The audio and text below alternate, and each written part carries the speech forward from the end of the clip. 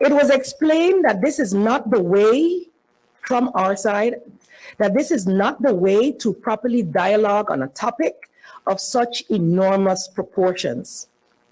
Repeatedly, this sentiment has been conveyed that it is in poor taste to move full steam ahead with an apology before proper dialogue has taken place, without proper respect for the feelings of the people who you want to apologize to, the descendants of those who endured, as was mentioned here today, the most devastating crime against humanity. Yet today, here we are, present. Whilst, as Mr. Guadalupe mentioned, we could have silently protested. We could have stayed away.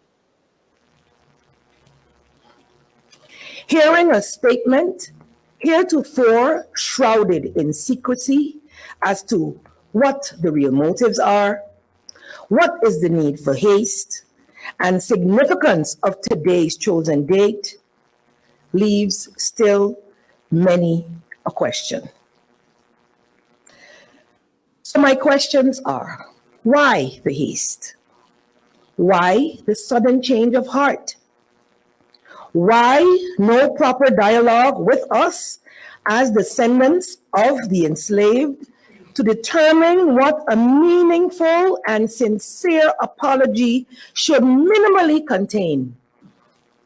How do these actions, taken without regard for how they will be experienced, felt, enhance, or diminish the fragile relationship that we already have within the kingdom? These are questions that hopefully the following discussion will clarify.